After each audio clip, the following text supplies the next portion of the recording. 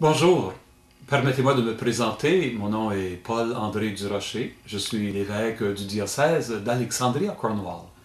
Aujourd'hui, j'aimerais m'adresser d'une façon particulière aux parents de nos enfants de 7 ou de 8 ans qui, probablement en deuxième année, sont invités à se préparer à compléter leur initiation dans l'Église catholique par les sacrements de réconciliation, de confirmation et de première communion.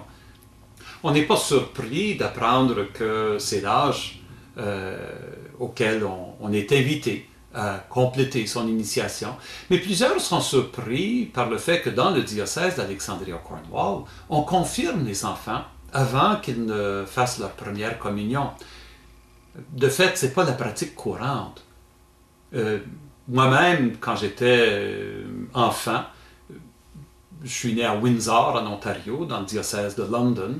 Alors, la première communion était en deuxième année, mais la confirmation était en cinquième.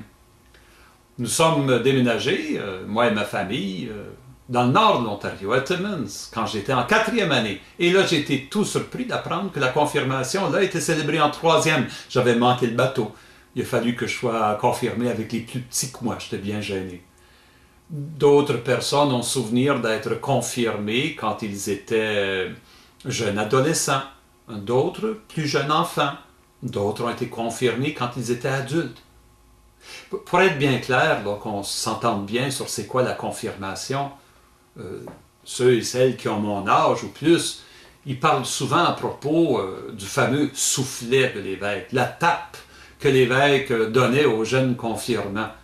On se souvient que c'était l'évêque qui faisait ça. Pourquoi il nous donnait une tape sur la face, on n'était pas certain. On se faisait dire, ben, tu deviens un soldat du Christ, il faut que tu sois solide, il faut que tu résistes. Je reviendrai à cette question-là.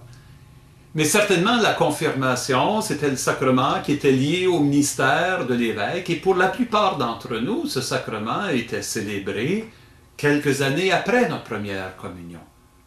Ici, à Alexandrie à Cornwall, voilà qu'on célèbre la confirmation avant la première communion.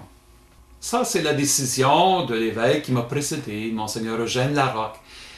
Il a pris cette décision-là après avoir étudié profondément la question.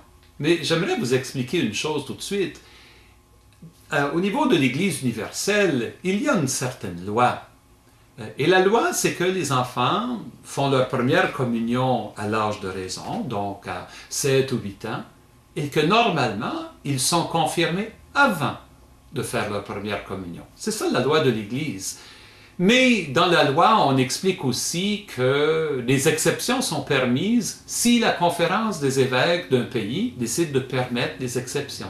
Ici au Canada, comme en de nombreux pays à travers le monde, la conférence des évêques a permis cette exception.